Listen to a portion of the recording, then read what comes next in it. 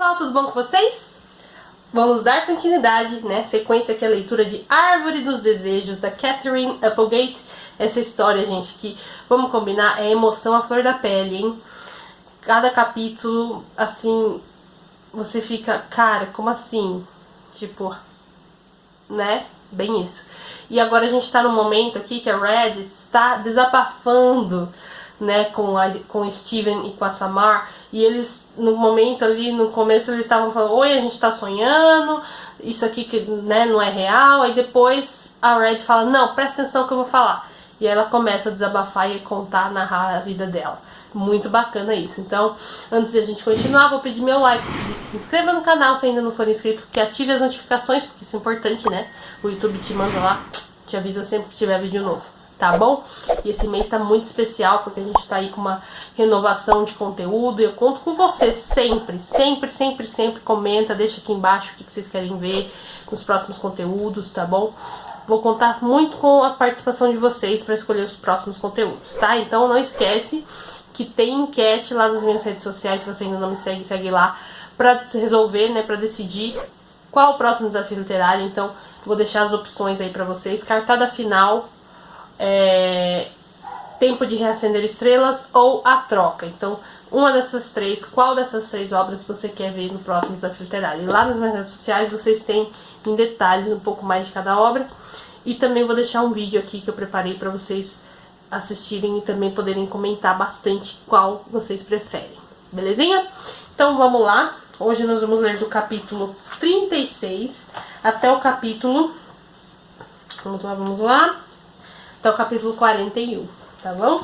Então vamos lá. Havia um bilhete preso ao cobertor do bebê. Hesitante, Maeve tentou ler em voz alta. Está em italiano, murmurou ela. E só depois, a pedir ajuda de um dos seus pacientes, é que ela foi entender o que dizia o papel. Por favor, cuide dela, como eu nunca poderia cuidar. Desejo a ambas uma vida plena de amor. O cabelo da bebê era preto, o de Maeve, ruivo. Os olhos da bebê eram castanhos, os de Maeve, azuis. A bebê era italiana, Maeve, irlandesa. Tinham sido feitas uma para a outra. Maeve a batizou de Amadora, o que em italiano significava o dom do amor. Capítulo 37. Muitas pessoas da vizinhança fizeram críticas à irlandesa solteira que estava criando uma bebê italiana abandonada. As pessoas faziam como não poderia deixar de ser. Algumas chegavam até a sentir raiva, falavam coisas ofensivas. Maeve ouviu que as pessoas daquele lugar não aceitavam a Amadora. Ouviu que ela e a bebê deveriam ir embora dali. Maeve apenas sorria, abraçava a Amadora com mais força, deixava o tempo passar e mantinha a esperança. Nas noites mais escuras, quando a esperança era escassa, ela cantava uma antiga canção irlandesa misturada com uma outra, mais recente, italiana, que tinha aprendido com o vizinho. A melodia era doce, a letra bobinha. O efeito era sempre o mesmo. A pequena ama abria um sorriso. E não deu outra. Quanto mais tempo Maeve deixava passar, mais gentis ficavam as pessoas. E logo Ama, como ficaria conhecida, já tinha se tornado parte integrante do nosso jardim bagunçado, tanto quanto qualquer um de nós. Assim que cresceu um pouquinho, Ama começou a oferecer comida a Rock e sua família. E quando ficou forte, Ama começou a trepar nos meus galhos.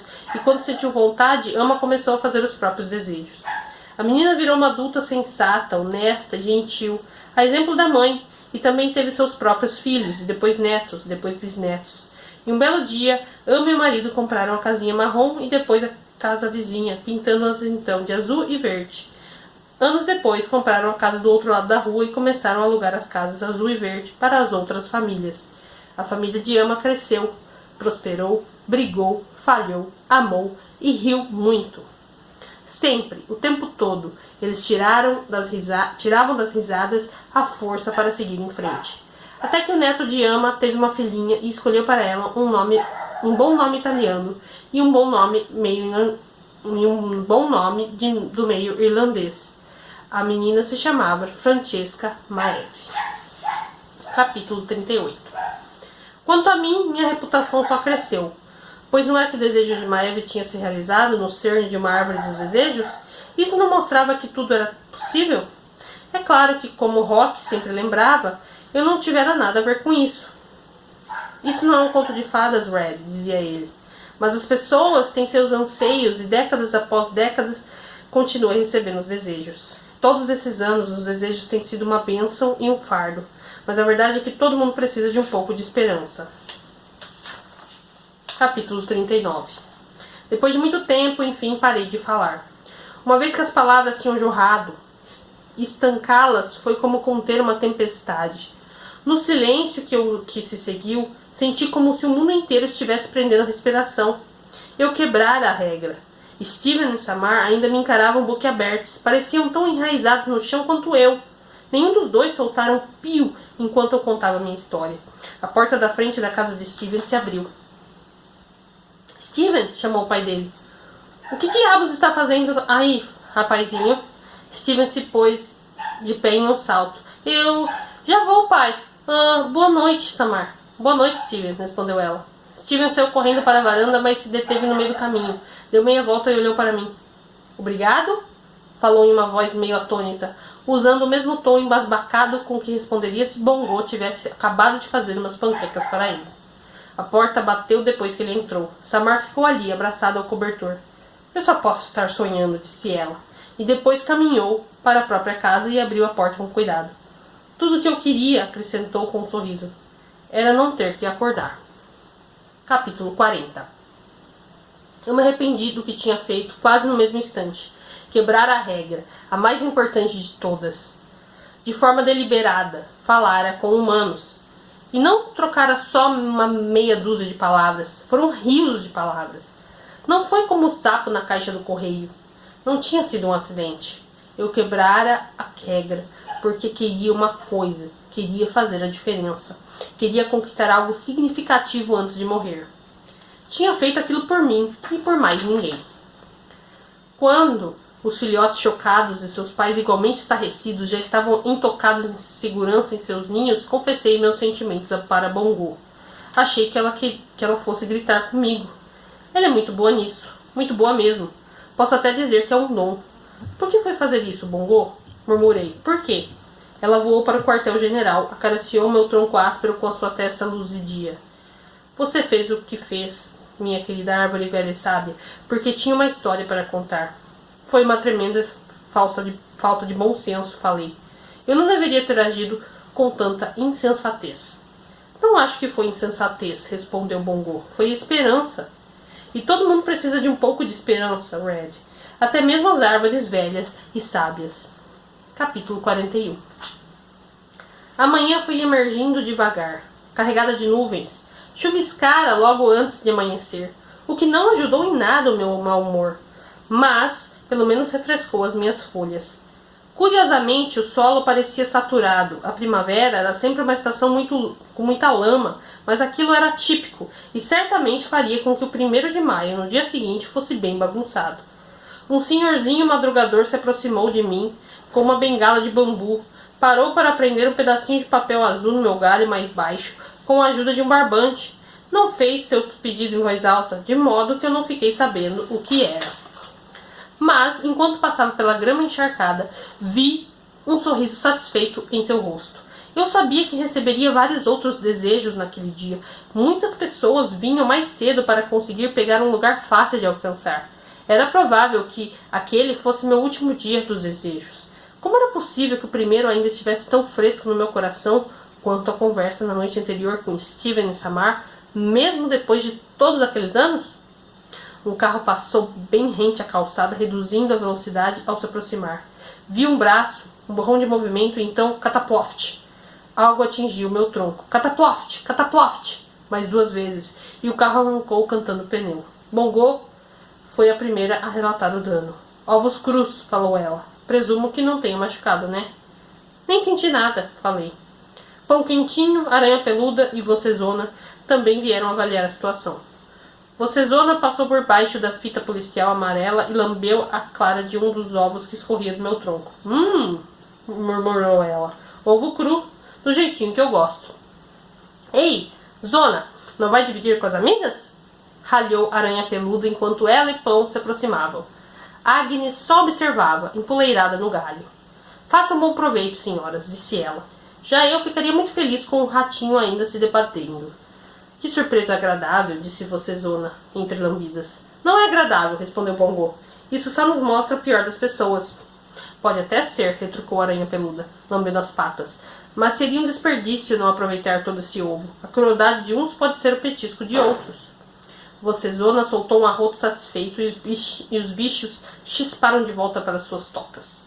A porta da casa de Steven se abriu. Ele veio até mim, viu as caças de ovo espalhadas como peças de quebra-cabeça e fez cara feia. E logo depois chegou Samar, de mochila nas costas e abraçada aos livros. Ela soltou uma poça de lama e parou ao lado de Steven. Idiotas, murmurou ele, mostrando os restos de ovo. Sinto muito, Samar. A garota, contudo, levantou a mão e o conteve. Steven, disse ela em voz baixa, ontem à noite. Steven assentiu bem de leve, sem nunca deixar de me encarar. Ontem à noite, repetiu ele, como se estivessem conversando em código. A árvore. A árvore. Você ouviu o que eu ouvi? Perguntou Samar. Ouvi sim. Samar olhou no fundo dos olhos de Steven. Você ouviu a árvore? Eu ouvi a árvore. Samar deu um discreto aceno de cabeça. Será que foi um truque? Alguém tirando onda com a nossa cara? Ou talvez a gente tinha tido uma crise de sonambulismo no mesmo instante, sugeriu ele, assentindo como se tentasse convencer a si mesmo. Isso, sonâmbulos. Você costuma ter ataques de sonambulismo? Não, mas tem uma primeira vez para tudo. Os dois ficaram parados ali na expectativa olhando para mim. Desejando que eu falasse, pelo menos essa foi a impressão que eu tive.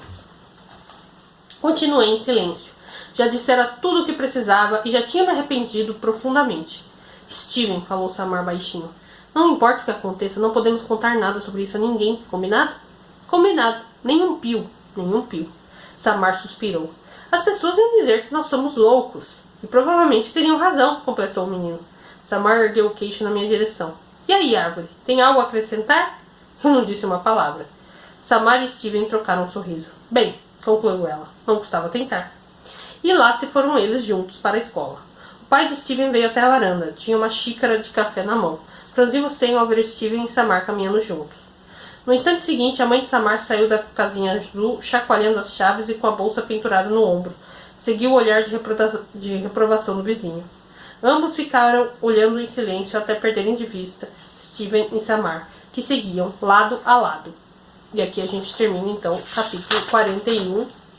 Então a gente viu que, né, por mais que foi uma loucura, né, a Red, ela acabou, né, quebrando, né, a regra principal, que ela não podia falar com humanos, mas isso resolveu, né, de fato isso foi a chave ali para começar a amizade de Samar e Steven. Então tudo parece agora que vai caminhar para coisas boas aí para Samar e para Steven, e até mesmo os pais, né, que começaram a trocar olhares, reprovação, enfim.